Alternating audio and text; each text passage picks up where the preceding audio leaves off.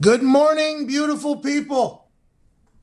It is January 13th, 2020, and I'm coming to you live from a hotel room in beautiful New Orleans, Louisiana. The national championship is this evening, and guess what? I will be calling the national championship on ESPN2, a megacast on the field with Dan Orlovsky, Steve Levy, and Adam Amin, guaranteed to be electrifying from the moment of warm-ups all the way through the end of the game. I'm excited for that. I'm excited for today's show. Got a lot of things to break down. NFL football is wild. It's insane, actually. Billy O'Brien made a decision yesterday that's probably going to cost him his job if he was able to fire himself because he's the GM and the head coach. The McNair family's going to have to make that decision. Will they? We're not 100% sure. The old spiteful Aaron Rodgers gets a big W against a surging Russell Wilson. Aaron Rodgers drops a dime, and then Jimmy Gritty Graham picks up a first down, which wasn't a first down. I don't know the words. Who cares? They called it a first down. And I think the Fox yellow line of demarcation was a half a yard ahead anyways. There was no cameras to really tell the difference. But here we are. Green Bay Packers, San Francisco 49ers, Kansas City Chiefs, Tennessee Titans look like they are a heavyweight that is ready to battle against anybody. Are they the team of destiny? When Mike Vrabel said he'd be willing to cut off his penis for another Super Bowl, is that when the whole tide turned for the Titans? Or was it when I gave a speech on draft night? Or was it when Ryan Tannehill got out from underneath Adam Gase's terrible umbrella and became a superstar for the Tennessee Titans with Derrick Henry, an alien in the backfield? Was that the moment? We'll talk about it all. We also have Josh Sitton, former Green Bay Packer legend, offensive lineman, to break down all things NFC Championship, AFC Championship, and obviously a lot of college football national championship talk. Let's have a damn day. 1-833-622-3331. Join the conversation. Hey, Zito. Oh, yeah. Zito. Talk to me. Play some Chase Rice. You got it. It's the perfect occasion for a little vacation from the heart of the nation. Not your medication to outwit some magic. Let's give it a go. Ladies and gents, it's the Pat McAfee Show. It's the Pat McAfee Show.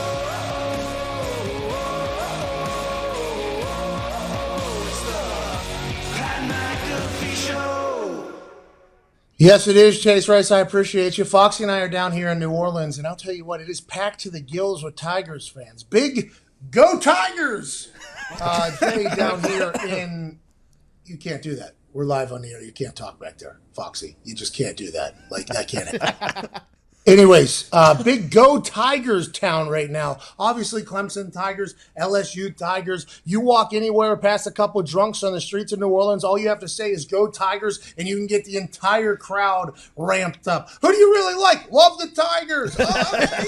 Which one? They say in their southern accents. Who cares? We got a good one tonight. I think Trevor Lawrence and Joe Burrow are the two most NFL-ready quarterbacks, and they're going to battle this evening. It's going to be a home game for LSU, but I have seen a lot of Clemson fans. And tonight, on ESPN2, the megacast, we will be giving away $10,000 via the Cash App if you watch the megacast. Now, throughout the next couple hours of this show, we'll be talking about all things happening in the sports world, but the boys will also be giving me 10 words that I have to sneak into tonight's megacast. 10 very large SAT words. Ty Schmidt got accepted into Harvard. He chose to go to Iowa instead. Ty, will you explain to them what one of these 10 words is possibly going to be? Yeah, so we have a couple of them, but one that I really zoned in on and like would be monolithic. I think you have a really good opportunity to squeeze that in tonight. And okay, see, for instance, I have no idea what monolithic means. I couldn't even guess what that is. But if I slip it in, just like there's 9 other words, if I slip in all 10 words, we're going to give away $10,000. And the only way you can get involved in potentially winning a part of that $10,000 is you have to clip it and tweet it utilizing the hashtag ESPN2 Megacast. There'll be 10 words. We will give them all away here by the end of the show. Mononucleosis is one of them. Is that right, Ty? Close. Monolithic. What does that mean? It's like a big, powerful entity. Both of these Easy. teams. These two teams are monolithic. I think everybody has been saying that. There's one down, 9 more to go. We're going to give away $10,000 tonight on the MegaCast. Okay, let's get past that. This past weekend of football was awesome. I enjoy these one game on at a time, then the next game, then the next game, then the next game, because all season I stare at 6 televisions trying to track everything, and it's very difficult to keep everything in place. I don't watch the red zone because the red zone was created by terrorists. They eliminated the punter. You can't just eliminate a human and act like I'm going to be okay with it. It's positionism and it's outright wrong, and that's why I don't watch the red zone. I like to watch all the games. I like to watch the flow of the game, and that's why these last couple weeks I have absolutely been in my heaven. Now, yesterday, our plane landed in New Orleans as that Chiefs-Texans game kicked off. We were watching the game on Evan Fox's phone, and I have never, and I mean ever, seen anything like that football game right there. Texans come out throttle, throat stomp, curb stomp. You name it, none of us could have guessed it. I was thinking in my head, oh no, the bye week got another team. Just like they got the Ravens, which we'll talk about with the Titans here momentarily. I thought that was going to happen to the Chiefs. This dynamic football team, this team that didn't make a lot of mistakes all year, this team that has these playmakers in every single aspect of the game came out a little bit flat. Special teams was terrible for both sides. It was massive. And then Billy O'Brien. Bill O'Brien. Somehow, someway, lost a playoff game in which he was up 24-0. And not just lose the game, he lost by 20. That is a 44-point swing. 44-point swing in one ball game. 28-point swing in one quarter. And it all revolves around the special teams. All of it. On 4th and 1 there, when they were up 21, had a chance to make it a 4-point, well, it would have been a 4-score game no matter what, but they could have made it 28-zip in the red zone. 4th and 1, they call a timeout. Everybody assumes that they're just going to go ahead and step on the throat, but instead, Bill O'Brien decides to kick a field goal. I don't hate it, right? Get some points. But what Bill O'Brien said after the game was he didn't have a play ready. Yo, it's the divisional round, bro. It's the second quarter. Who doesn't have a play ready week 19 of an NFL season in the second quarter? He says, well, I thought it was a first down. I didn't have a play ready. We decided to kick the field goal. Okay, no harm, no foul. We can make sense. Then later in the same quarter, 4th and 4 on your own 30. You decide to run a fake punt, which ultimately gets stuffed, which gives the ball to Patrick Mahomes in scoring position already. Bingo, bango. That leads to the Chiefs coming back and making this miraculous run. Andy Reid, only coach in NFL history to be up 20 points in a playoff and lose a game, and the only coach that has been down 20 points in a playoff game and win the game. That is what Andy Reid is, though. He has the ability to take over games. His plays are magnetic. His plays are majestic. And everybody thought in the first quarter of that game that Andy Reid's season was back. It was always been a topic of conversation that Andy Reid has no discipline. Now I'm not saying for off the field that people can say whatever they want. I'm talking about on the field. The thing that was said is Andy Reid uses all of his plays, and that by the time you make it to the playoffs, they have no plays left. So everybody knows exactly what they're going to do. They get stumped, boom, boom. Last year, they were 1 offsides away from D Ford to go into the Super Bowl. So we thought this was different. First quarter of this game, the internet was abuzz. There was Walrus Andy Reid photos. There was this guy doesn't know how to win in the playoffs. This guy will forever stink. Hi, this is Andy Reid. He wears Air Force Ones. He's really good during the regular season, but will never get you the big one. All these things are being said about Andy Reid. All of these things were being said about Patrick Mahomes and how great he was all season, but just couldn't get it done here in the playoffs. And then, whammy, that fake punt gets stuffed by Sorensen. A fake punt that they should have checked out of, by the way. Justin Reed, who was the personal protector, his job is a hard one. His job is to tell the center to go right or left on the blocking scheme, depending on how many people are lined up on the right or on the left. His job is to decide who's coming, who's not going. And then he was walking back, pacing to see if the look was there for him to take that ball and run with it. And what people have to know is a lot of times there are fake punts that are called that are checked out of. I ran 2 fake punts in the NFL, 3 fake punts in the NFL, 4 fake punts in the NFL. Okay, 3 of them successful. 2 of them successful, 2 massive failures. But there was like 6 or 7 other times that there was a fake punt called or an onside kick called that I checked out of due to the fact of not having the look. I think Justin Reed, who was the personal protector, who was put in that position by Brad Seeley, the special teams coach of the Houston Texans, who's been coaching special teams in the NFL since 1989.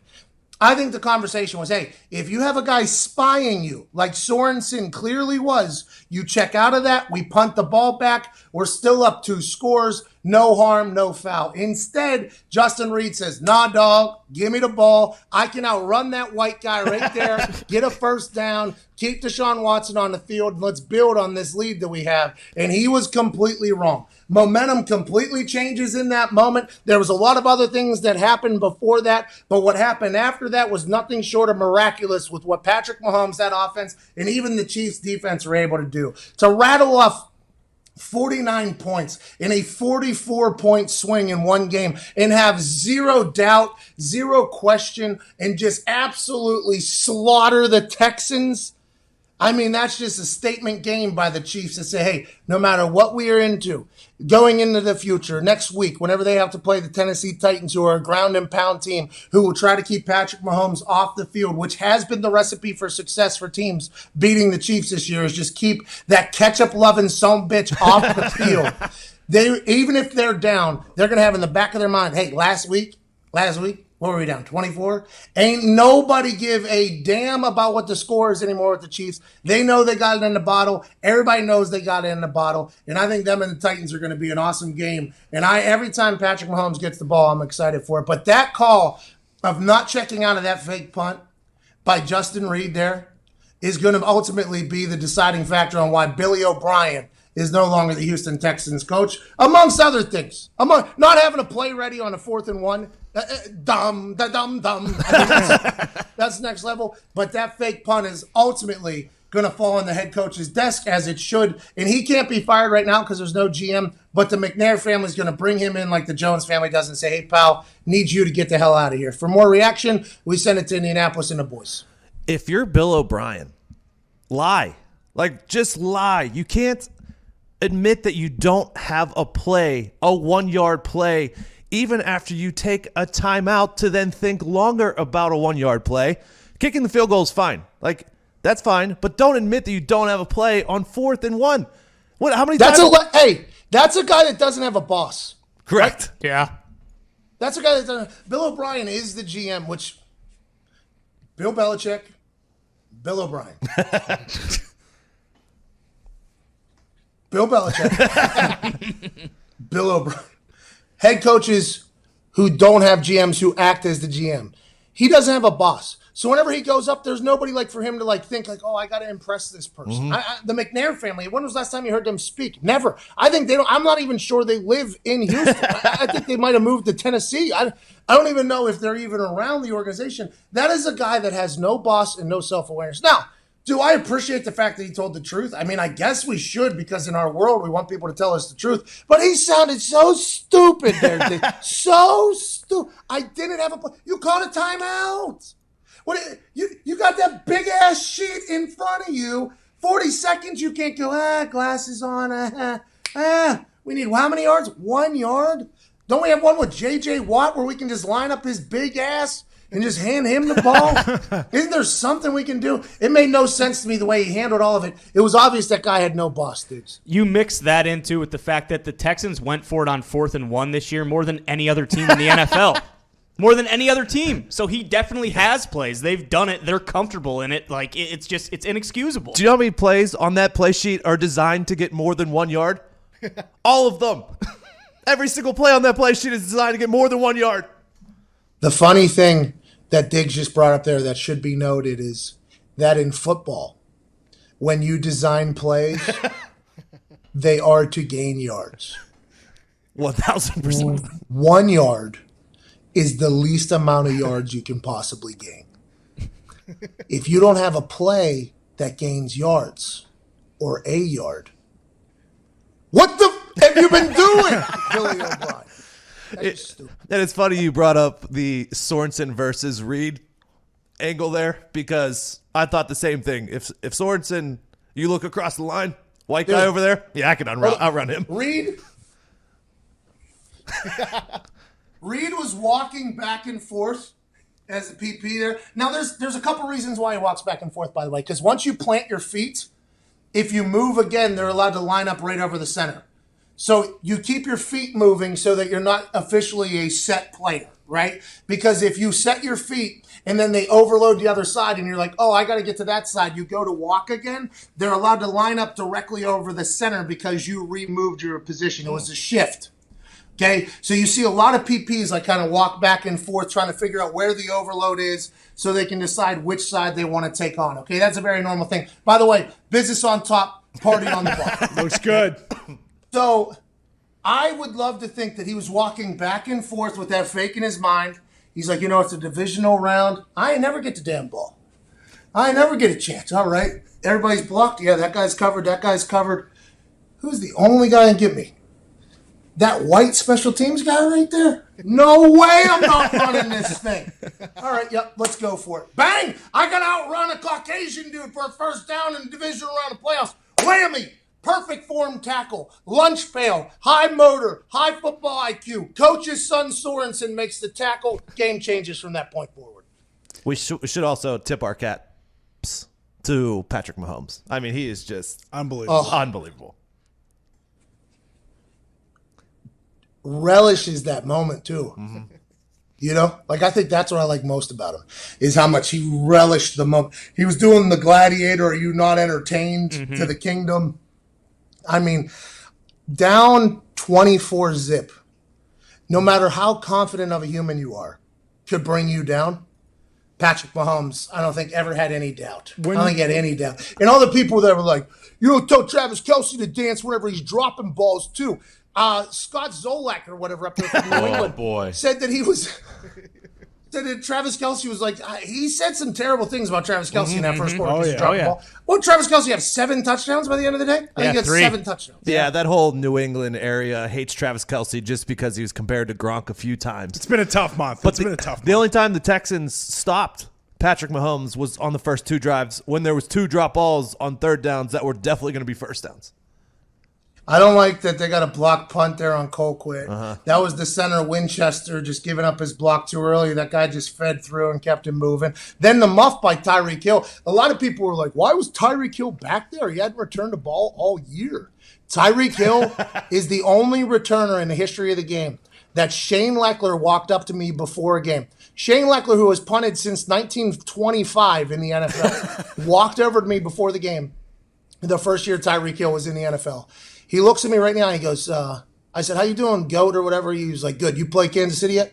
I was like, no. Why? He said, that returner they have up there, his name's the Cheetah, I believe is his nickname.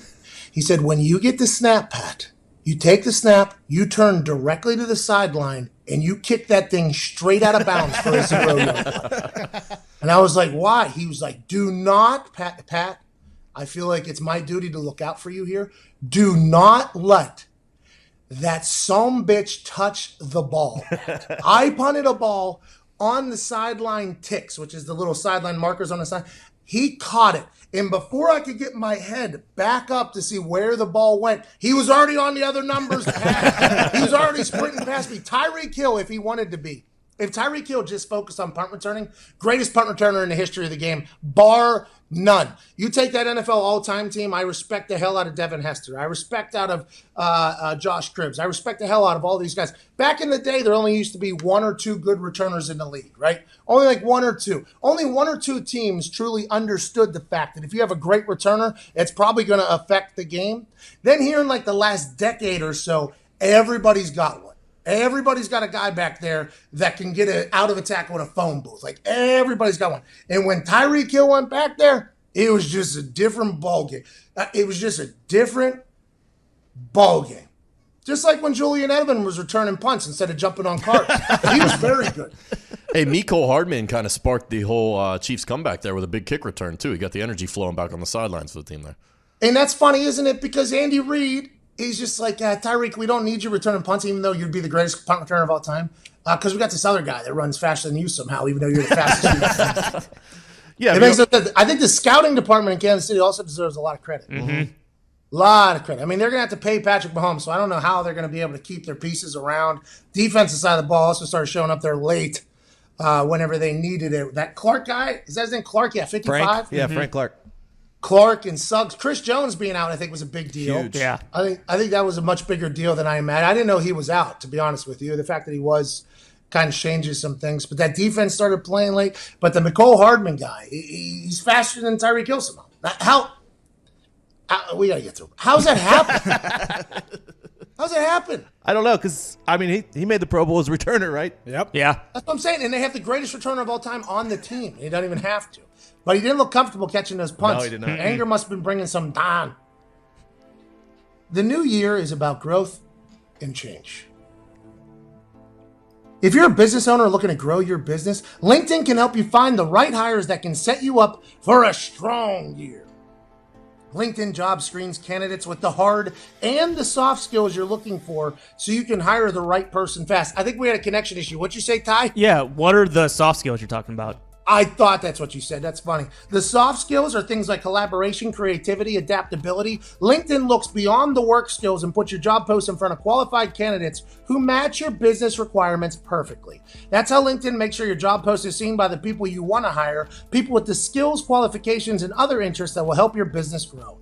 It's no wonder a person is hired every 8 seconds with LinkedIn. It's no wonder at all. NY companies have rated LinkedIn Jobs the #1 hiring platform for delivering quality hires. Find the right person for your business today with LinkedIn Jobs. You can pay what you want and get the first $50 off. Just visit linkedin.com/Pat. Again, that's linkedin.com/Pat to get $50 off your first job post. Terms and conditions obviously apply. We'll be back on the other side of the break. College football national championships tonight. ESPN2 MegaCast. You have a chance to win $10,000 or a part of $10,000 if you watch. And Diggs thinks he has a solution to fixing this billion-dollar bowl operation. Can't wait to hear it. We'll listen to that. And Josh Sitton joins us in about 20 minutes. You're listening to the Pat McAfee Show. I have no idea why.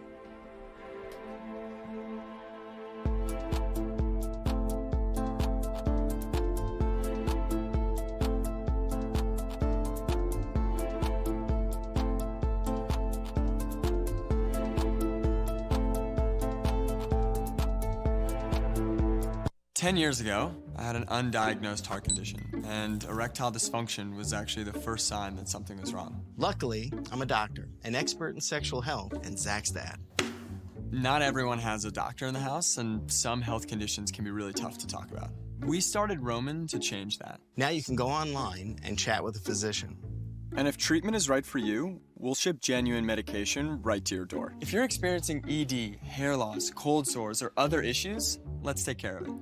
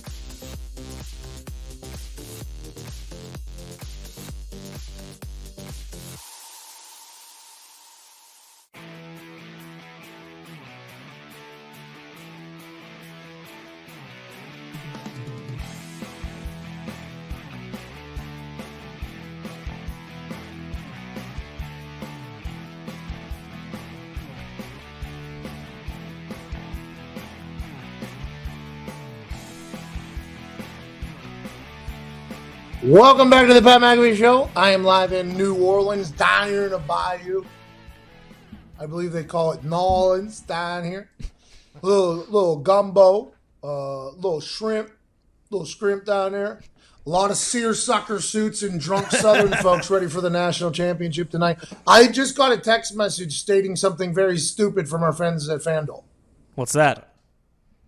They're making an offer tonight for FanDuel for any state that has online sports gambling. So if you can utilize the FanDuel app in your state, so it's Indiana, Illinois, Pennsylvania, New Jersey, West Virginia, Michigan maybe? Is it part of that now?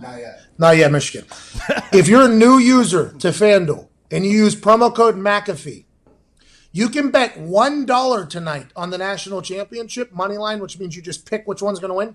And you're going to win $150. Not bad. That's pretty simple. Hey, how stupid is that? And then I was literally just putting a post up for how dumb. That is a dumb idea by a gambler. Like, that's stupid by FanDuel. New users only. Promo code McAfee when you sign up at FanDuel. You bet $1 on the money line tonight. You get it right. You will win $150. You're listening. You're like, you know what? I never get in that sports gambling, but I do live in a state where I can do it on my phone with FanDuel.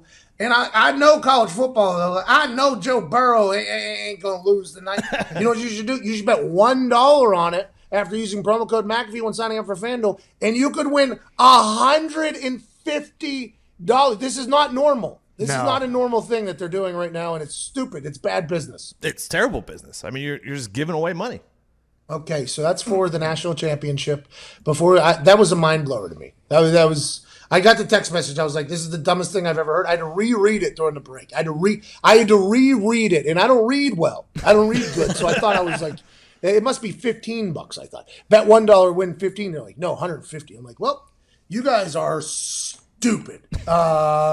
Speaking of stupid, there's a guy in here that says the bowl season's stupid. Diggs, you said you can fix college football. I don't know if it needs to be fixed, by the way, but you just have this concept that you say is going to make college football bowl season much better. No, as someone who loves college football and used to love bowl season, I do think it does need to be fixed. 23 of the 35 bowl games this year, ratings were down. 2 playoff games, ratings were up. So obviously people care about the playoffs. So why not make the playoffs bigger? Hey, that's smart, by the way. That's just good business. Hey, people care about this. They don't care about that. Let's make this bigger and make that smaller. Like the January 1 games this year were actually pretty good, but it was hard to care about them unless you were gambling on it. So here is my fix. The regular season ends Thanksgiving weekend like it currently does with rivalry weekend, okay? And then here's the one where the old whites and a lot of people are going to be upset. That next weekend, there's going to be no conference championship games. Oh, you can't take away conference championship football from me, Bucko. Well, let me explain. I live for you ever been to the SEC championship? It's Super Bowl. SEC championship's bigger than the damn Super Bowl down there in the South, dumb Diggs, Yankee Northern guy. Well, stick with me here. The NFL's doing quite all right, and they don't have divisional championships. Just do better in the regular season. If you need the conference championship to get into a 16-team playoff, that's on you, okay? And then so that weekend will be off, and the weekend after, because you got to have Army-Navy in there one of those weekends, and you got to have 2 weeks off for finals. Let's let the schools be okay with that. Student athletes. Student, human athlete. Yes, student, human athlete. Yeah. So then the third weekend is when the playoffs start. 16 teams, higher seed gets home field advantage. Okay, so the higher seeds, who's seeding them? Huh? The college still the same committee who does the college football playoffs now. I'm cool with them. So you're cool with them? Everybody hates them. Yeah. You're cool with them. In this format, I think they could pick 16. That's fine. If you're going to be complaining about being 17, that's on you. So at least you're rewarded for doing good during the regular season. Higher seed gets the first round home field. Okay? Then we go to the next round. Elite 8 is played at the Orange Bowl, the Sugar Bowl, the Cotton, and the Rose Bowl. Just like that's how it was this year. So that those bowls still get their money. Everyone still has those things, so they're not upset about that. That's all still there. And then I like the idea for the Final Four, which this year the 2 playoff games were the Fiesta and Peach. I like how the NCAA basketball does it, where it's in the same city. So I like a Friday, Saturday, same city for the semifinal games. Obviously, you're going to have to do it in a turf city. So like Vegas, Indianapolis, Atlanta, Dallas, one of those cities. Because you can't play on grass back-to-back days. You just can't do that. You just can't do that. And then the championship game is still played on the same Monday that's currently played on. So you're not extending the season any. So no reason to be mad at that. And then if you're Clemson and LSU this year, you're playing 15 games to win the national championship. If in my format, you have to play 16 games. So, I mean, one extra game. Are we really going to cry about that? These kids are 18, 19, 20 years old. They can handle it. And I think, you still have your other bowl games that people can bet on, blah, blah, blah. But making more games that people care about, I think, is good overall for the entire billion-dollar industry. And that's how you save bowl season. That boy, Tony. That boy, Tony. He did it.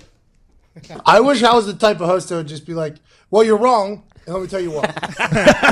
Well, why? I mean, championship weekend is going to be tough for some people, but I have a question. Yeah. So you said 1 through 16, they're seeded. So who does 1 play first game? 16.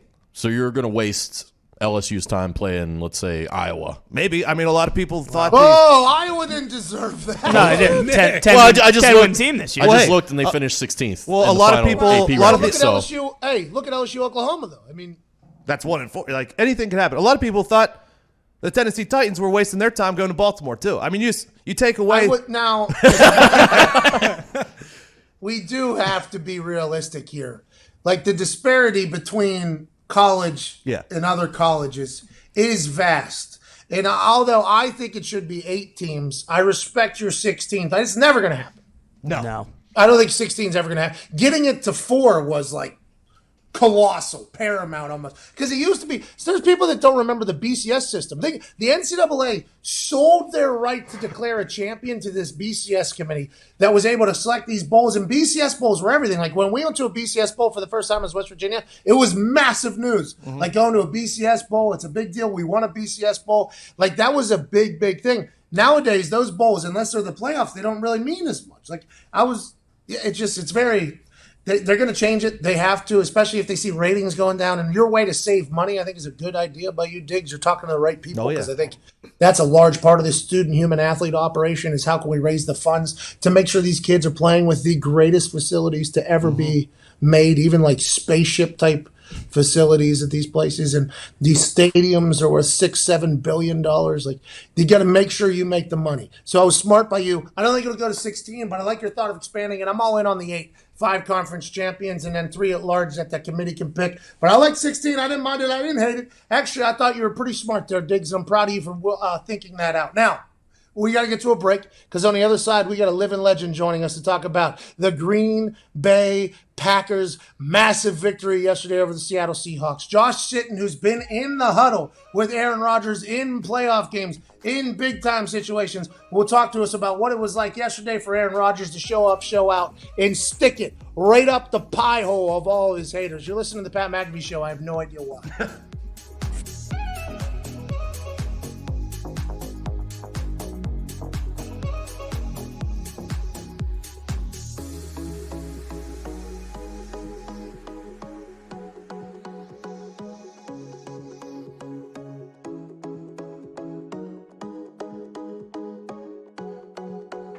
At some point in their life, 52% of all men will experience erectile dysfunction, but most of them never get treated. Now there's Roman, the digital health clinic for men. With Roman, you can get genuine medication prescribed by a U.S. licensed physician, all from the comfort of your home. If medication is right for you, Roman delivers it with free 2-day shipping and in discreet packaging. Get started with a free online visit today at GetRoman.com/TV. Roman, let's take care of it.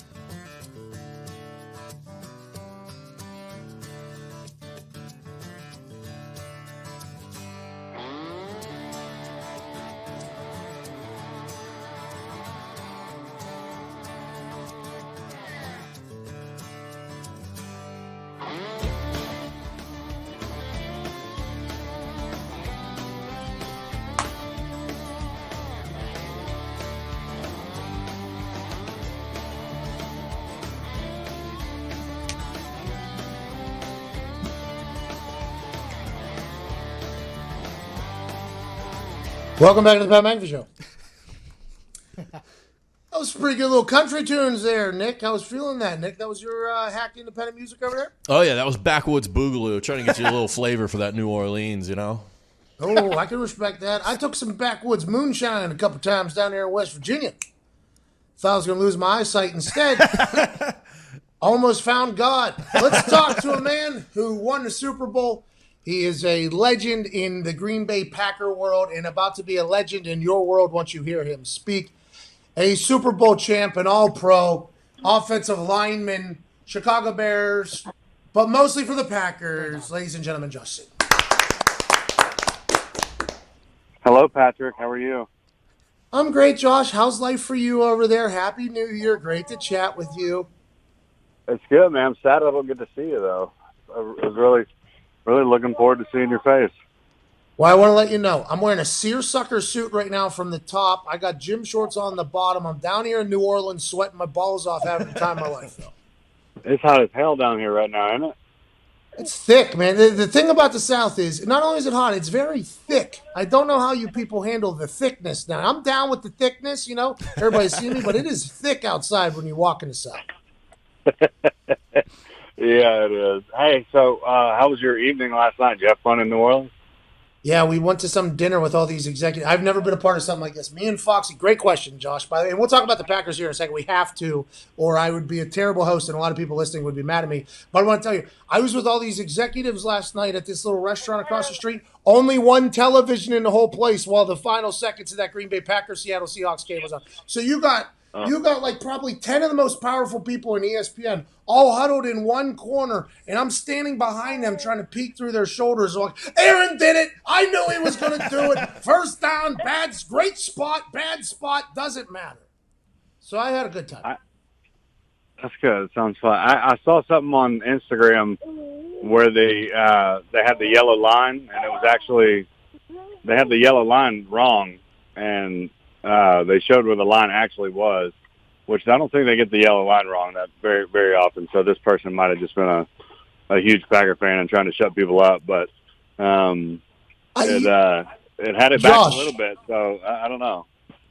Josh, you know, every time on the television cast, they always say that yellow line is not official, but I would assume 99% of the time it's accurate, though. Like, we kind of live and die. As fans now, we kind of live and die with that yellow line. It was a great addition to the game when it happened. Not all additions have been great, like the darker green grass that NBC tried there for that one game, and now they only use it in long situations. Not a good idea, but the yellow line, the yellow first down marker is a staple of our game. And although every once in a while reporters will say, oh, you know, that is not official or whatever, that one looked like it was clearly off, Josh, and that raised a lot of question marks there for everybody on the internet. I mean, it exploded, and poor Alberto Riveron, who I have dumped enough on, has made more than enough mistakes for the TV network, I think, to kind of set him up to fail here, Josh. I'm not sure how they can get a 99-mile-an-hour fastball down to the, millimeter, and a tennis ball and a tennis match, down to the millimeter. But they can't get a yellow line right in football. I don't really get it. The technology is obviously there to get it done. So it's the fact that we're still even using chains to measure and to figure out where the ball spot is. The guy just runs in and puts his foot down is very archaic. But it's funny. I'm glad they got the first down. They probably would have gone for it and gotten it anyway. It's good to see Aaron. I loved Matt LaFleur putting the ball in Aaron's hands and letting him go win the game. That's what Aaron does best, and he's going to have to do that this week. So, but it was fun to watch. Like I said a few weeks back, I like them even though they're winning ugly. I think they got a great team and a great defense, and you let Aaron get hot in the playoffs, and enough people talk crap about him, he's going to get pissed off and be really good. That's a real thing, too. I'm not sure everybody is spiteful and has chips on their shoulder and listens to what other people say and try to prove them wrong. A lot of people say that's childish. I very much was like that. I loved hearing people think that I was bad or stupid or said something bad about me and then proving them wrong. I think there's a lot of people that have had a lot of success in that fashion. I mean, that's just something think that actually happens, and Aaron has proved time and time again. Absolutely, Josh. There's people who always try to act like that's a childish way, like, oh, be a professional or whatever. It's like, I am being a professional while being petty. Yeah. Get off my ass. Absolutely. I love the pettiness. So, funny story about him and on our Super Bowl run, we were going to play Atlanta, and Aaron didn't make the Pro Bowl, and Matt Ryan did. And I could just tell during the week, like, we're going to beat the crap out of these guys because he was furious about it. And, you know, he might not admit that in public in his out loud voice, but I knew he was pissed about that. And, you know, clearly Aaron is a, you know, superior quarterback to Matt Ryan. I love Matt Ryan, don't get me wrong. But, you know, little things like that drive people, and, you know, that's the competition within the competition, you know, that you get. And you get it from guys on your own team. You're competing against guys, you know, that are next to you every single day. You're trying to be better than them. And that's the type of drive that guys like that have, and guys like that in the NFL have, and whatever it takes to spark you. And, you know, I think he's pissed off at the general masses right now and the mainstream media. And I think he's going to use it to get hot here. Not me, thank God. But whenever he needed to drop a ball in the bucket to Davante Adams, he did it. Whenever he had to have a little patience with a guy in his face and find Jimmy Graham on a late little crossing route to pick up that first down to win it, he did it. Yesterday, he hit Davante Adams, who ran some incredible routes right in the numbers. It felt like he had his best game to date, and that's good news for the Packers fans, but also good news for Packers fans. That running game, Josh, is a weapon. Aaron Jones is a monster back there. Yeah, the guy's a stud. What's he? I think he's at 21 total touchdowns on the year now. So it's great that Coach LaFleur is letting other guys win games for them. And you know, he's in those critical situations. You got to have Aaron Rodgers win games for you. But throughout the whole game, he's letting that offensive line, who is badass, win games, and he's letting that running back win games for him. And to be successful in the red zone, the best teams run the football. Derrick Henry and the Titans, they run the football in the red zone, and the Packers run the football in the red zone. And I think that's been the difference.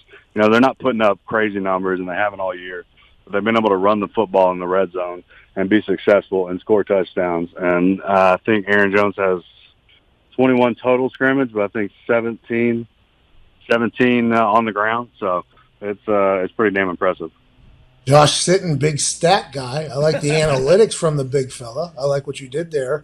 Let's pivot now to another team that looked like they could run the ball whenever the hell they want. Everybody's going to talk about that Niners defense because they are phenomenal. I mean, they are a phenomenal defense. They have proven that all throughout the years. They had a couple games that were kind of, didn't expect them to perform how they did, but I think Richard Sherman was out. Some other people were out. That defense right now is healthy for the 49ers, and they made Kirk Cousins and the boys look bad. But I think the thing that I liked most about that Niners team, watching them, was it appeared as if they could run the ball. However, whenever, in verse whatever set, it didn't matter. They ran the ball incredibly well against the Vikings, and that's going to be a huge part of this game against the Packers, Josh. Yeah, I mean, you saw 2 weeks ago, the Saints couldn't stop the Vikings, running the ball at all, and then they came and the 49ers came and shut them down, completely shut them out. I don't remember what Dalvin ended up with, but I think it was somewhere in the 20s or something. 20 yards, and that's the lowest total he's had all year, I think. So if they're able to do that, I mean, they've got 5 first-rounders on the D-line.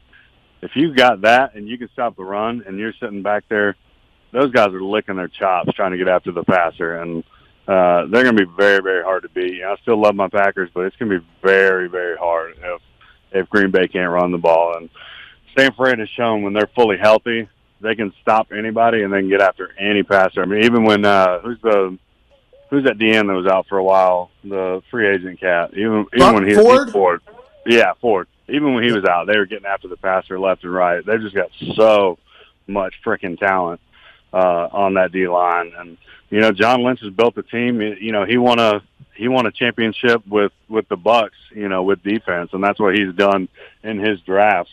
And it's proven to work, and it's pretty awesome to see the turnaround. They had the second draft pick last year, and now they're in the NFC Championship. So props to John Lynch to kind of going old school and getting back to, 90s and early 2000s football. I got a chance to talk to John Lynch whenever we called the Stanford game out there. His kid plays for Stanford. He's a big Stanford guy. I think that was a big part of him.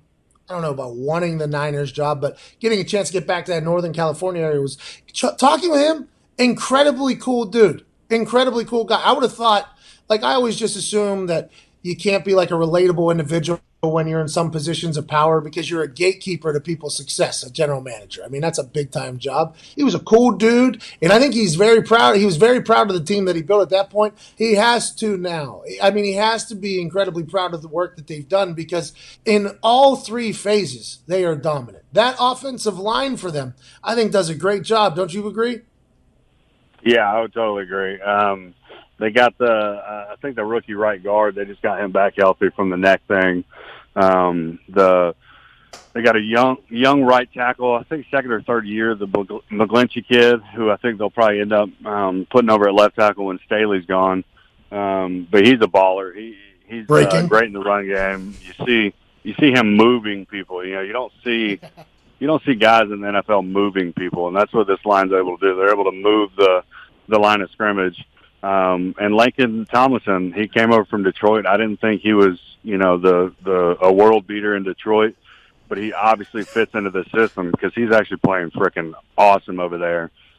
He's doing a hell of a job. And Weston Richburg, before he got hurt, was doing great too. But shout out to my guy Joe Staley too, because he's balling out in year 13 or 14. Still like he was when he was a young player. So they got a hell of a line, and Lynch obviously has built that team, from the inside out, and it's working. Hey, isn't it interesting, Josh, that it seems like anytime a Lions player leaves Detroit, that they just immediately get better at football? Yeah, I mean they've had their struggles up there. I mean, for a while there, it was like, all right, we can check both these games off when we're playing Detroit. Like, all right,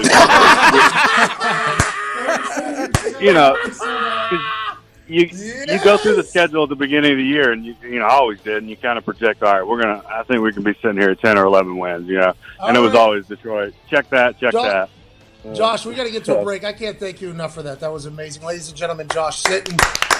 All right, thanks. Josh, you're the best. That was the first hour here from New Orleans. We'll be back on the other side with more talk. What's a Kevin Stefanski? Nobody knows. This is the Pat McAfee Show.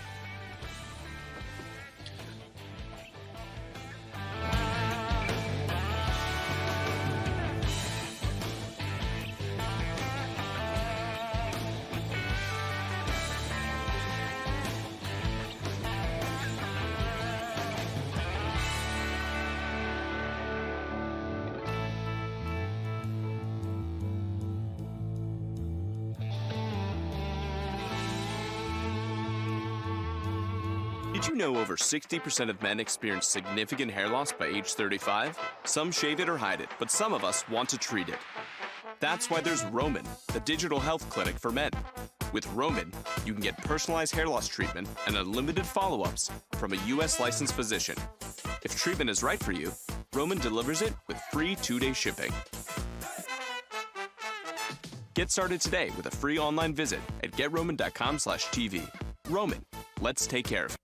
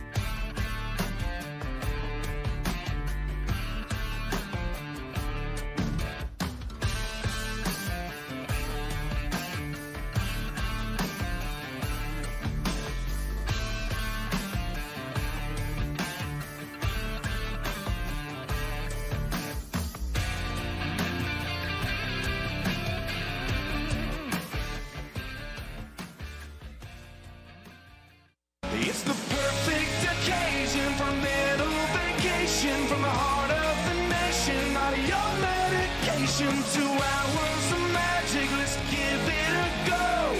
Ladies and gents, it's the Pat McAfee Show. It's the Pat McAfee Show. It's the Pat McAfee Show. You're damn right it is, Chase Rice. Whoa. You're damn right it is, Chase Rice. A little echo there. I am so sorry. I am live in New Orleans, Louisiana, coming to you live via satellite. It's not live. It's a FaceTime. I love whenever people say, like, via satellite. I've been on interviews before, and they're like, live via satellite from Indianapolis. It's like, I think, is this Skype? I think this is FaceTime. Is there... How many satellites are we using? Let's talk. Is it via satellites? Maybe I don't think I understand the science, but I do know that I'm sitting in my hotel room right now in gloomy, doomy New Orleans, Louisiana, for the national championship this evening between the LSU Tigers and the Clemson Tigers. You walk around New Orleans and you say, "Go Tigers!" You're a hero to everybody. Everybody. 2 Tigers square off this evening to see who is the best in all of the land. These student human athletes have put together a hell of a performance the last 4 months, and it all gets capped off this evening. Trevor Lawrence and Joe Burrow battle it out to see which NFL caliber quarterback will hoist the national championship. Trevor Lawrence, 25-0, has never lost in college. Joe Burrow, underdog story from Athens, Ohio, hits the transfer portal, bloop, bloop, bloop, bloop, bloop, from Ohio State all the way down to the Bayou at LSU.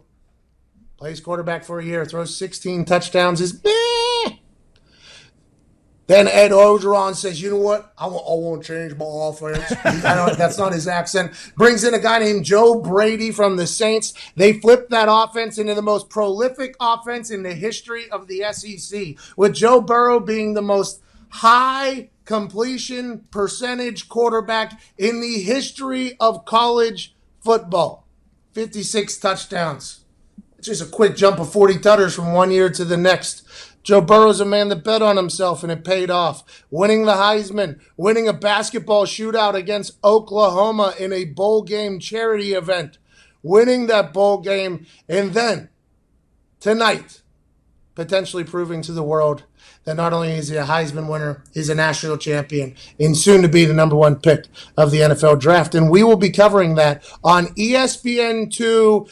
I will be there alongside Dan Orlovsky, Steve Levy, and Adam Amin on the field, handheld microphones, calling the game, allowed to go anywhere. Anywhere. Steve Levy showed me a photo from last year's Field Pass Megacast. He was toe-to-toe with a Clemson D lineman at one point because he ran out of bounds with his microphone in his face saying, I am toe-to-toe with a Clemson D lineman. I couldn't even fathom what's going to come out of my mouth tonight. Couldn't even fathom. But I do know what I'm going to attempt to get out are 10 specific words that have been put together and curated by the boys back in Indianapolis that are in the studio right now. If I get all 10 words inserted into the broadcast this evening on ESPN2, we will give away $10,000 on our Cash App to various folks that clip it and tweet it with the hashtag ESPN2 Megacast. That's all you have to do.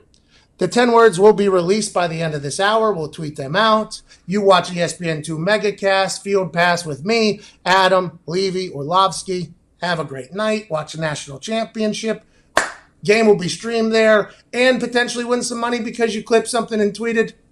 Perfect Monday. That's what we call that, and that's what we're having here. First hour, got a chance to talk to Josh Sitton about the Green Bay Packers. Talked about old Billy O'Brien making terrible decisions for the Houston Texans, but Deshaun Watson says he loves him, so will he go anywhere? Nobody knows because Bill O'Brien doesn't have a boss. We'll talk more about all that stuff and more this hour, plus your phone calls. I think the phone machine is back working. If not, we won't get to them anyways. At Ty Schmidt, at Tone Diggs, Nick Moraldo, Viva Lazito, Jason McAfee, and Todd McComas is on said phones, alongside Boston Connor, who's currently sitting on a casting couch.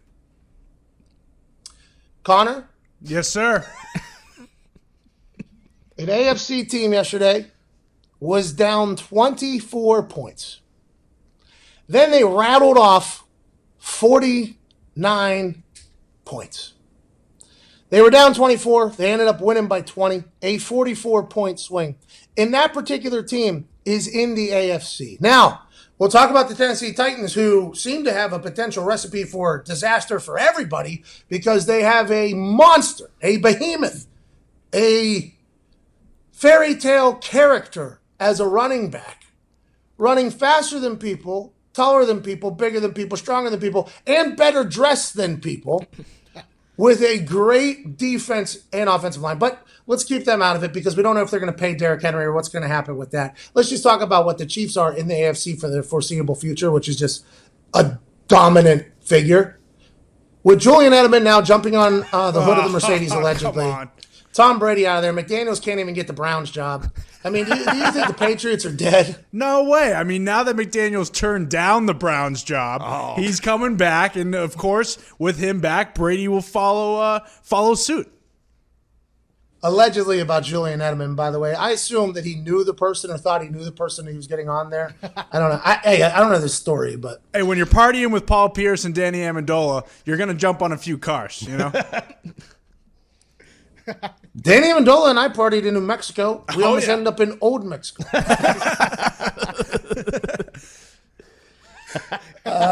Kill me. I enjoyed that Chiefs-Texans game yesterday so much. I honestly did. We talked about it in the first hour, but there was never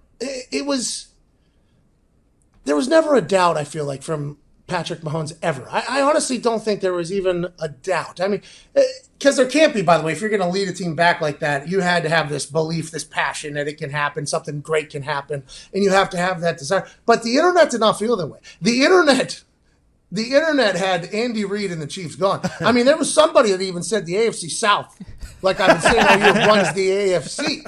I mean, was it in jest? Potentially, but there's no font for jest on Twitter, which is kind of tough. But still, I sent it out there because I was riding the wave. I was riding this Texans wave over the Chiefs. Chiefs are dead. Should have done the bye week. They should have opted out of the bye week, lost another game so they could play, just like what happened to the Ravens, blah, blah, blah. The bye week killed them. And then they came out in just, I mean, slaughterhouse, the Texans. I mean, absolute slaughterhouse.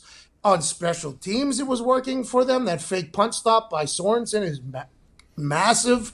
I almost just died right there. Patrick Mahomes was able to do whatever he wanted. He dragged his toe. I don't know how he knew to keep his toe on the ground that long to be on behind the line of scrimmage on that little dump off to Kelsey. Travis Kelsey, people were calling, was the most overrated player in the NFL. People are calling him that. And he scores like 4 touchdowns.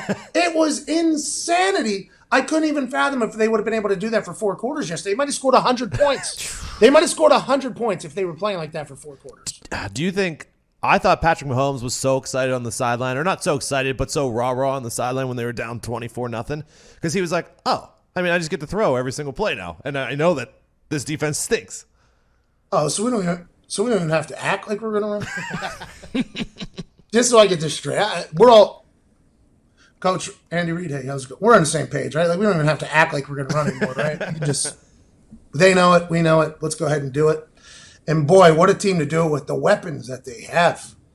I think Travis Kelsey, I think he kind of gets lost in the thing because George Kittle had such a massive year, right? George Kittle had such a massive year, just so good, so good. For good reason, by the way. Hilarious and cool dude. Had a hell of a year. Everybody kind of forgets, I think, that Kelsey's a dude, too. You know what I mean? And he's on now, granted, I don't think he blocks anywhere near what Kittle does, but I'm talking about as an offensive threat. Kelsey is a guy that's smooth. He's athletic. He scored a lot yesterday, found ways to get open. Anytime Tyreek Hill's on your team, even though he muffed a punt, which is wild because I honestly would say that if Tyreek Hill wanted to be, he would be the greatest punt returner in the history of football. If he wanted to be. But it was with all those weapons that they have and Andy Reid's ability to just draw up different concepts and all this stuff, it's just, that was insane to watch. And I'm so happy it happened in front of the kingdom because those fans, when it started feeling like they were back, that decibel level. There was even a sign that said decibel up is what some people, like in Kansas City, they're like, listen, decibel up. Now's the time. They ran out of fireworks. What'd you say? They ran out of fireworks. That's what I'm saying. Imagine if they played 4 quarters, they would have scored 100 points. They would have scored 100 points yesterday if they would have played 4 quarters like they played. And the only way the Titans, hey, we didn't even talk about the Titans. How about the Titans beating the Ravens like the way they beat the Ravens? Incredible.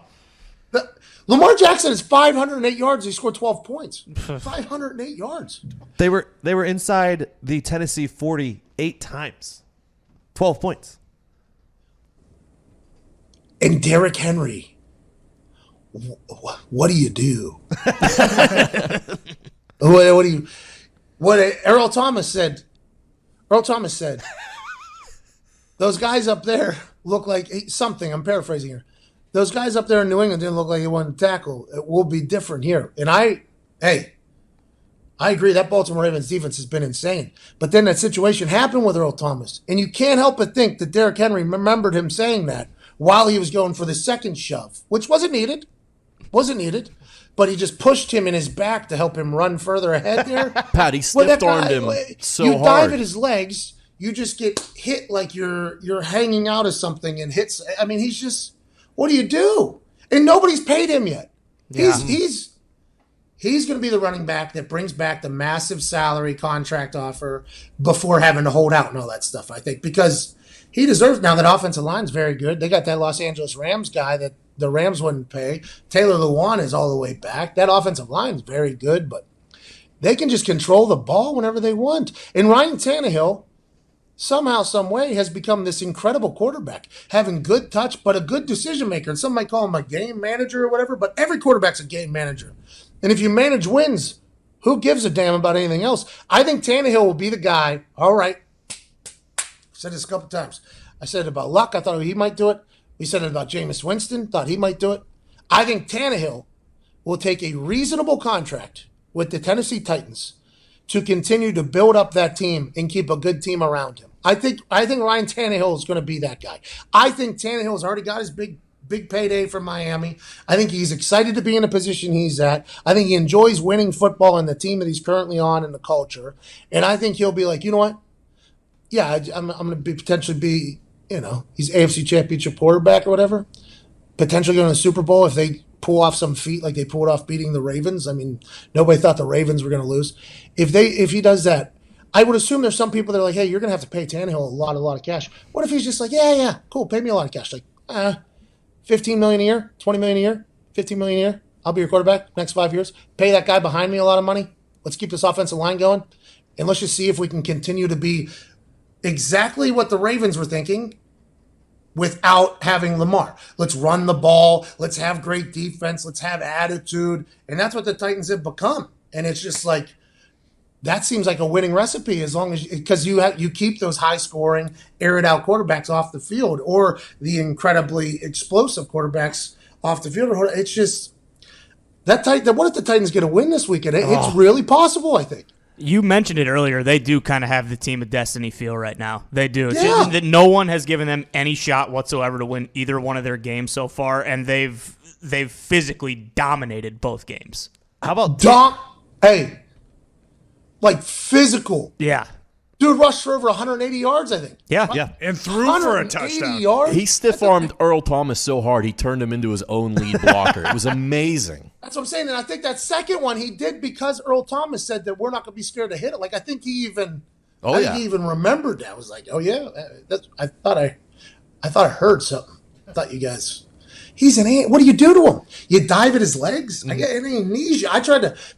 One time I went to tackle Antonio Cromartie, and Cromartie runs high knees, man. He knee drive. I mean, he's a sprinter. Antonio Cromartie was a sprinter. That's why he was such a good returner, because he could get fast. He could get his fastest very quickly. He was just striding out. He hit a hole. And I went to tackle him right up high. One tackle him up high. And I slid down to his knees. My jaw got Pez dispenser. Like literally bang, bang, bang, bang, bang until I tackled him. He ended up down. But I thought I might get CTE just from that. I couldn't even fathom like Derrick Henry trying to. But I could. It would be a. What do you do? What do you do to the guy? He's playing so good that they're winning and Tannehill's throwing for 70 and 80 yards a game. No mistakes. Hey, Tannehill, no mistakes here. We'll take one shot, maybe. We'll take another one. We'll get it out of your hands a little bit so we can open it up. But just know what we're doing here, okay? Let's head back there. Let's feed him. How have they not paid him yet? And on the other side, how long all year we've said Lamar Jackson cannot throw the ball 59 times. When I walked in to get up this morning, I was reminded that my big take after Lamar became Lamar, right? After them, like week 8 probably, he became Lamar. Like Lamar started becoming Lamar Jackson, like captivating the world, right? What was that, like week 8, maybe week 7? Was probably after, week 8. After they lost to the Browns. I think they were 3-2. Yeah, 7 or 8 in that range. Yeah, I think like week 8 is when it happened. And that was after he said that he didn't like running anymore because people were just calling him a running back. So he took that personally, that they weren't complimenting his throwing ability, which was also good. So he and Greg Roman were throwing the ball over 40 times a game there for a little bit. They had like 45 or 49 attempts or something like that. And they lost those games. And then after that, they decided they became this offense where they were utilizing what only one human probably in the history of the game had, which was his incredible decision-making ability, throwing, and on top of that, the ability to have 10 blockers and the best runner on the field with the ball, which was Lamar Jackson. And they rode that, and they became must-see television, and they got hot, and they got home field advantage and all that stuff. And then when they got behind just a little bit, it almost felt like they went into desperation mode and felt like they had to air it out. It felt like they just got desperate. It's like you can score 40 points right now. It doesn't matter how much you're behind. You guys could score on anybody. Or maybe this is just the Titans defense being so stingy up front that they didn't think they could move at all. I mean, maybe it could be that, I guess. But for me, it felt like 59 times is like, it's literally the 7th most pass attempted game in the history of the NFL playoffs. Ben Roethlisberger hasn't even thrown that many times in a playoff game. Eli Manning hasn't thrown that many times in a playoff game. He's up there like next to like Steve Young, Drew Brees. I forget who else. Like just pocket passers. Like just guys that throw. Brady was up there. Guys that just throw. And it's like, you guys had so much success doing something else. Just because you hit a little controversy doesn't mean you have to change that. I don't know. I might be wrong. But that just felt like that might have been a mistake, Diggs. During the regular season, they were 8 of 8 on 4th and 1. They were 0-2 on Saturday night. And they were not good on 3rd and short either. That was pretty much the difference in the game. Hey, you kicked that field goal, man. Yeah. You kicked it. Hey, you got Justin Tucker, man. Let him get some shine. Actually, I respect the fact that they stayed with that. They've been doing that all year. Correct. It was like Tennessee finally managed to make Baltimore doubt themselves.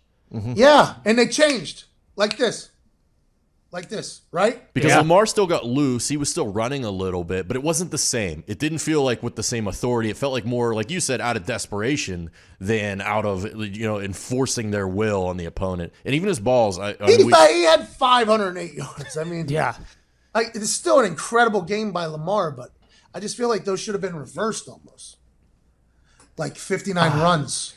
The Titans too. They were stacking the box though. They were putting 8-9 guys up there. But that didn't matter all year. You know what I mean? All year, everybody knew that was going to happen, and Lamar was just making people miss. I also don't love that because that drop pick. I mean, they probably score there, right? Not drop, but skip off his finger pick. They probably go in and score there, and we're having a completely different conversation. So, I mean, it got to the point this year where if there was an incompletion from Lamar Jackson, like I thought something was wrong. You know what I mean? He was playing 7-on-7. Every ball, there was no balls on the ground. I mean, very rarely was there any balls on the ground. He would only throw, like 20 times a game? But it was like 20 completions, too. It was a lot of – and yesterday there was like maybe 6 inches off, and that thing gets picked off. They're going to go score there. If that doesn't happen, whole different ballgame. But the Tennessee Titans defense, very, very good. I mean, very, very good. If you can run the ball and stop the run, you win in the playoffs. That's been the saying forever. And the Tennessee Titans are proving that. Do you think the fact that they played in very few close games this year ended up kind of biting them in the ass because they just weren't used to like that? I mean, they were used to just beating the hell out of everybody, with the exception of like 2 or 3 games. I don't know about the close game win thing, but I think taking off a couple weeks. I don't know, man. I just don't know. I was on a team that rested, right? I was on a team, we went 14-0 and then decided to lose last 2 games by benching Peyton and everybody after they played like a quarter. They would play the first game they played like a quarter and then came out. Last game played like a drive and came out. And then we had the bye week and then we played. And then we made it all the way to the Super Bowl and lost to the Saints. And I always wondered, like, if we lose that first game, is it immediately the bye week's blame? Because we were really, really good. Just like the Baltimore Ravens, really, really good. And you decide to sit out. It's like, did you walk away from a heater? Like, should you have walked away from a heater? Now, granted, the bye week, you earn the bye week by being great, stuff like that. But that last week, they completely rested. And if it works, if they win right now, we don't talk about it at all. But since they didn't, you have to be like, what happened? Was there a little bit of rust? Was there a little bit of off? Or these two, maybe their bodies got comfortable for a week off, and you know what I mean? It's just like, you never know. You have to second guess everything, especially whenever wins cure everything. So when you lose, it has to get questioned. I think they might have forced Mark Ingram too. Like Gus Edwards averaged 7 yards a carry on Saturday night. And like forcing an injured Mark Ingram, I think you would rather have the 100% running back versus Mark Ingram did not look like himself. Mm-hmm. Hey, Eddie George said he might be good now. Then as soon as he tweaks it, it's over. Yep. And I think that's what happened. And I don't like that Mark Ingram was hurt for these 2 games. He was explosive and exciting to watch this year. And like I enjoyed the personality at the post-game press conference. I enjoyed all of that. But he is a vital part of that. But Gus Edwards proved to be very viable. I mean, that's good news for them, especially in a running team. If you have a couple running backs that are good, that's good news for you. And Vrabel's going to have to lose his member. What's that? Vrabel's going to have to lose his member. Oh. No. He didn't say if we win, I will. No, I know. Super Bowl. No, yeah, but he said he would do that to win a Super Bowl. I think that is a misconception going around there. There's a lot of people like T's and P's for Vrabel's P. I mean, Taylor Lewan said you're going to cut that thing off after the game. I saw it. What an electric environment down there. Oh. Yeah. Vrabel talks trash to his own team, to the other team. I mean, he is electric. Then there was those videos, I don't know if they've come out this year, where he was wearing boxing gloves at practice, like going at the guys. That's like, that whole team is like, I feel like they are, like, I think that whole team's ready to go. Like, if, let's say, for instance, your friend is going to get in a fight in a parking lot, and you're like sending out bird calls, like for the people that are going to join you to go fight whoever's going to be there. I feel like the Titans are a group of humans that if they showed up, they would all be ready to go. Like, I think they all have that, like Vrabel's mentality, I think, has taken over the entire team. And I'm not saying that these guys weren't like this before they got there. I think the people that Vrabel has brought in and has got there are very similar minded individuals when it comes to competition as him. And I'm a big fan of it. To be honest, I'm a big fan. Yeah, I'll cut off my penis to win a Super Bowl. Yeah. I got 5 kids. I've already won a Super Bowl before. I mean, Marino hasn't won a Super Bowl. No. I feel like I had an okay career. I was a half away from winning a Super Bowl. Never won a Super Bowl. He's already won a Super Bowl, and he's like, to get another one, he's like, yeah, cut my dick off for sure. Take it. Get rid of it. Don't need it. What are we going to do, pee? Don't need to. Give me a bag. That's what he said. That's the type of person, though, that if you're in a competitive environment, you would like to be around. Like, okay, that dude wants it. All right, I'm going to say that guy wants it. He's going to put on boxing gloves and box with the D lineman so they can get the head coach. I like what they got a great mindset, dude. Great mentality, great mindset, great team. We got to get to a break. Chiefs are really good, though. Yeah, real good. Chiefs could have scored 100 points. Chris Jones gets back too. Oh. They're so good. They only need like 6 minutes in time of possession to score like 48 points. So, I don't know how keeping the ball away from them is going to do. It worked for other teams earlier. Yeah. I don't know what happened. Something happened. The bye week, I think, is when it all came together for them. Mm-hmm. I think the bye week was when they kind of reset everything. Andy Reid was like, no problem, boys. I sat down and drew up another 7,000 plays. They're so good.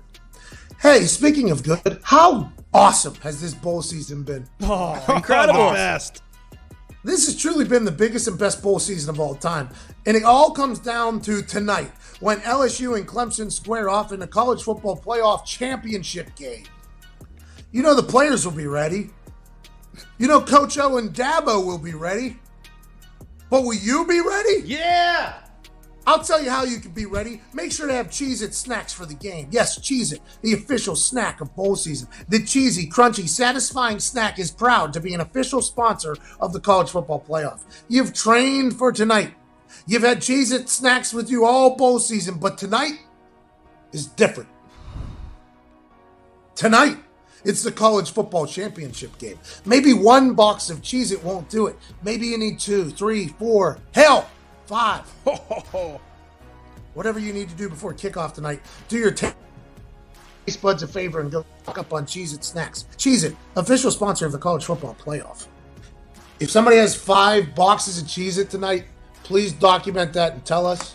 We'd like to hear from you. We'll be back on the other side with some phone calls. 1-833-622-3331. 3331. This is the Pat McAfee Show.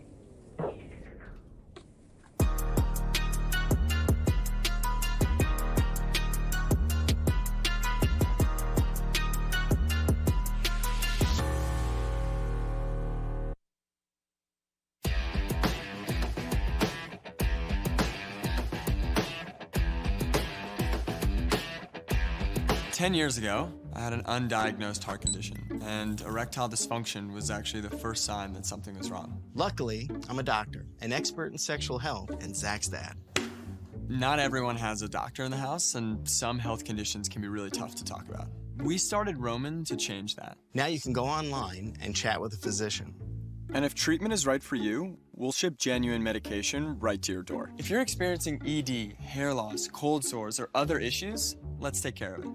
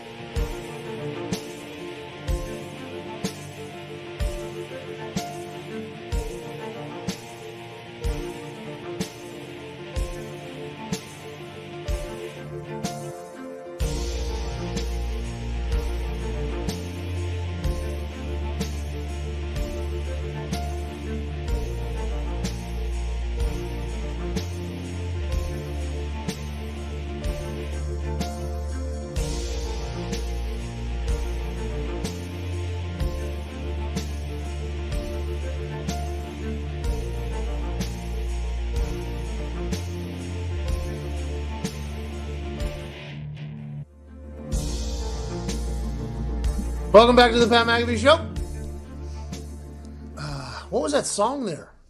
That was a J-Mac beat, DJ Snow J, called Age Guitar. Hey. What do you call it? Age Guitar. Jay, we can't be naming these things terrible. I don't have names for songs yet, all right? I just make them, and that's how I remember which one it is. Happy birthday! Happy birthday, That's a name, Jay. Welcome back to the Pat McAfee Show. Let's go to some phones. 1-833-622-3331. Todd, I believe there's a guy named Gillies. Pronounced Jill. Yikes. Jill, what's going on? There's no way it works. Oh, no. Oh, Jill. buddy. He's Jill. on there. Jill. I just talked to him, too. He's from Belgium. I need this guy. We have quite an international flair on the phones. Jill, I don't know what goodbye is in Belgium, but guten Tag, my friend. Guten Tag. He was going to ask about the Browns coaching situation, which I have an actual real thought about here. Now, Kevin Stefanski obviously got outdueled by Robert Saleh in a blistering fashion, I'd say, this past weekend. Right? I mean, D coordinator for the 49ers, Robert Saleh. Kevin Stefanski, offensive coordinator for the Vikings. They're playing against each other. The Haslam's in the Browns organization and Deep Podesta released the fact that these two are basically the finalists for the head coaching gig. So everybody's watching, that's thinking that they have to speak about these types of things like, okay, here is a perfect layout of who's going to win. Jill, were you able Who's going to win? Who's going to win the head coaching gig right here? That's what everybody assumed. So then when Stefanski gets hired after Kirk Cousins and the boys look very, very average against Saleh's defense, it was obviously a bit eyebrow raising. And my eyebrow was also raised because, to be honest and to be completely candid, I had no idea who the guy was. I did not know that was his name. I thought he was a handsome guy who calls plays for the Vikings, but I've never looked past Zimmer. For some reason, I think it's just my amateur mindset. I've never really dug deep into who the Vikings offensive coordinator is. That's just not something. Now, maybe like the Chiefs offensive coordinator, I'd be intrigued by Bieniemy. But I thought Andy Reid always did a lot of things. But then I learned, no, Bieniemy's calling a lot of the plays. I'm like, you know what? That makes sense then that I would want to look for that particular offense's coordinator. Never in my life did I go, oh, the Vikings offensive coordinator, that's the guy. I don't think any of us did. There was a public meltdown at the beginning of the season because of the Vikings offense. The Kirk Cousins show was number one on all of the internet worldwide because he had to apologize to Adam Thielen because the offense wasn't working and Adam Thielen got upset about it. Then that led to Stephon Diggs, who a video released of him telling Kirk Cousins he's going to have to force the ball to him, relax. So I guess he's a much better guy than what a lot of people are saying. And I didn't say he was a bad guy. I said it was interesting he threw his helmet while up. Anyways, he almost quit. Didn't show up to practice. Got fined $250,000 because this offense was working. Now, the offense did get hot from there, I believe. It started rolling. Kirk Cousins started looking like a great quarterback. They get to win against Dallas. They win against the Saints. Massive victory on Kirk Cousins' arm. So I can understand that they're... But for me, the Vikings offense coordinator isn't like the desirable human here. Now, from what we're learning now is Deep Podesta, the guy that's running the Cleveland Browns out of California. Last year, he wanted to hire Mr. Stefanski over Freddie Kitchens, but Haslam, who's the owner of the team in Cleveland, said, no, I'm taking Freddie Kitchens. That was a massive failure. Deep Podesta gets his guy. Now they're going to search for a GM, and everybody's saying Andrew Berry is the guy. Now, I know Andrew Berry. Andrew Berry was a scout for the Colts whenever Jim Caldwell was the head coach.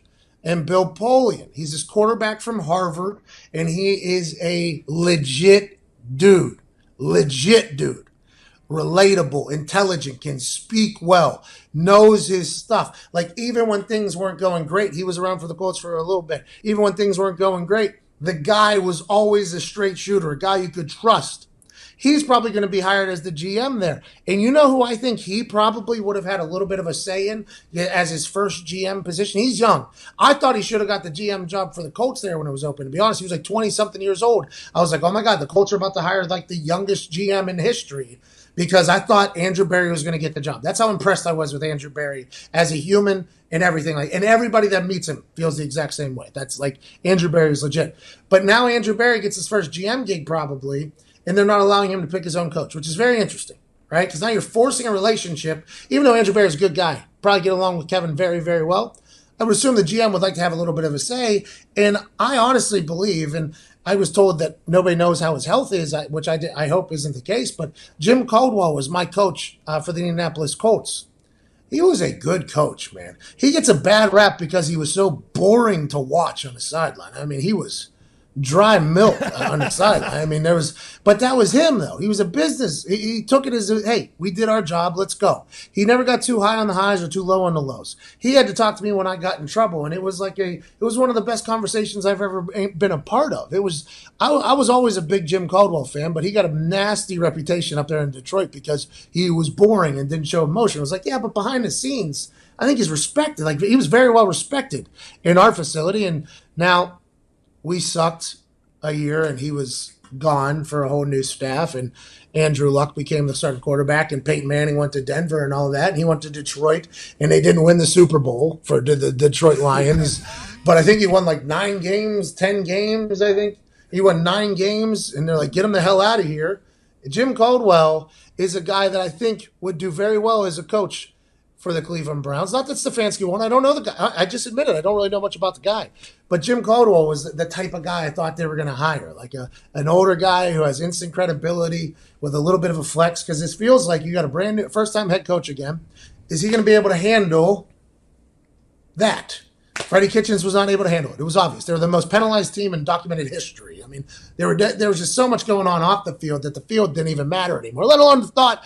Let's remember, a guy took off another guy's helmet and hit that guy with his own helmet. I mean, it was just, and we'll see. We'll have to see. Obviously, this is how this all works. But for me, I did not expect it. I thought at least Salah would get it because of the dominating performance of the Niners. And when Stefanski gets it, I'm like, all right, here we go. Browns being the Browns again. Diggs, the dog pound doesn't deserve this. If this doesn't work out, I think dog pound knows they got it wrong right here. Yeah, I mean, obviously we don't know how it works out. It could be a great hire. But just from the initial reactions of everyone, no one's surprised. I mean, this is just the Browns. And there's rumors going around that he got hired because he agreed to 3-hour meetings with Jimmy Haslam on Monday. Yeah, what is going on? It said hours-long meetings. Hey, I want you to know when you walk into this meeting, this is going to be hours.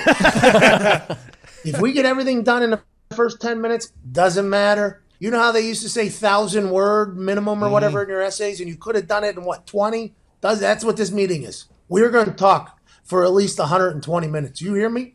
And if we go to a slew of hours, that's how it'll go. Does Jimmy Haslam think his input in the games is the reason why they're not doing well? And it's so weird. That's awesome if that's the case. Because if he thinks it's because this is awesome. If Haslam thinks his football IQ not being implemented weekly is the reason why the Browns haven't been good, I love the guy. I love the guy. It's so weird if that's the case because he came from a minority owner of the Steelers, and you haven't heard from the Rooneys participating in any football operations since they took over the team. It's just owners, when the owners get involved, it's never really a good thing, unless you're Jerry. Well, I mean, Jerry put together a hell of a team down there. I don't know how much more Jerry's doing. Is Jerry doing all of it still? No, his son Steven does a lot of it. Yeah, Steven's always right there next to him, Never behind him, always next to him. That's a sign. Hey, because if you have him a little bit behind, that means, hey, the leader of the Wolfpack's right here, pal. Steven seems to be right next to him, like in his booth and all that stuff. They got people. His suite, by the way, is the most electric suite in NFL owners' history. Yeah. I mean, you have no idea what's good. They're always partying. Whenever we played down there, Papa John's was up there. Oh. Please give a Dallas hello to Papa John Schnatter.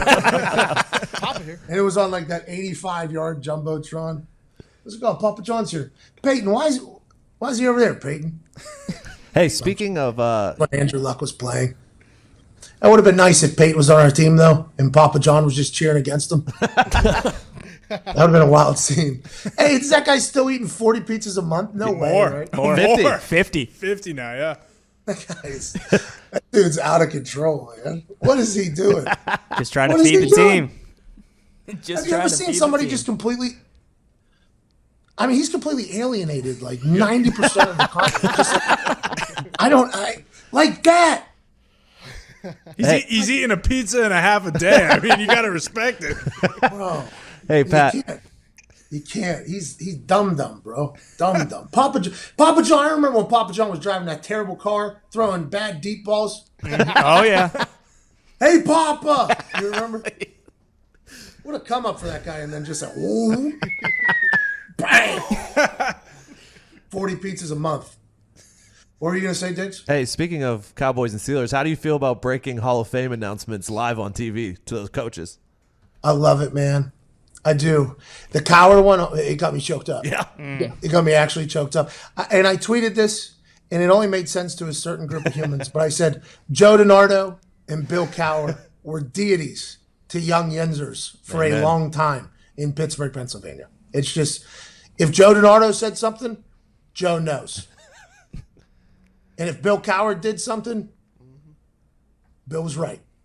And that's just how it went. When his big chin would get going and he'd be spitting in everybody's face, all of Pittsburgh would come alive. There'd be little babies in McGee's Women's Hospital standing up in their little crate things, celebrating for Bill Cowher, spitting all over the place.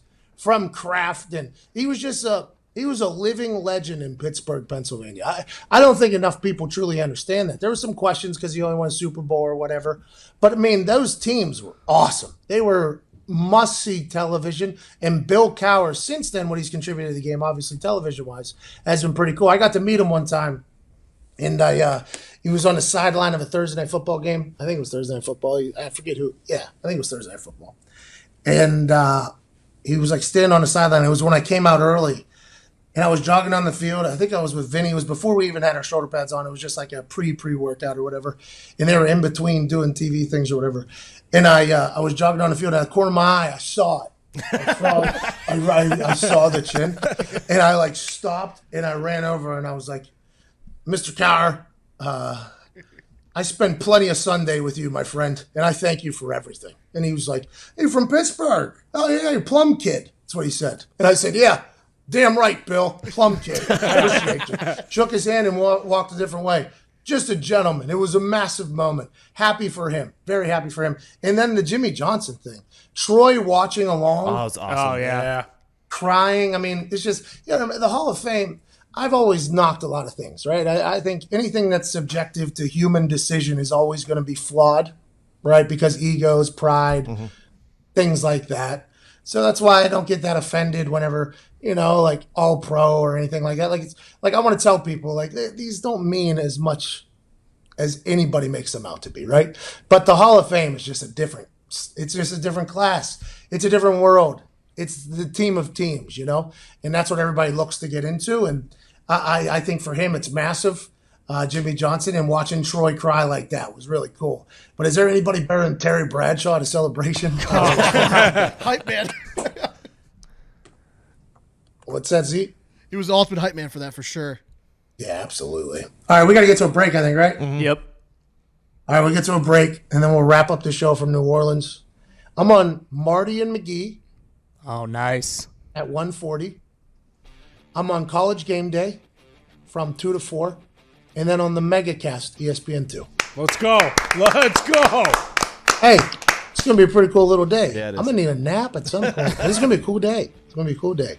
We'll be back on the other side, January 13th, live from New Orleans. This is the Pat McAfee Show.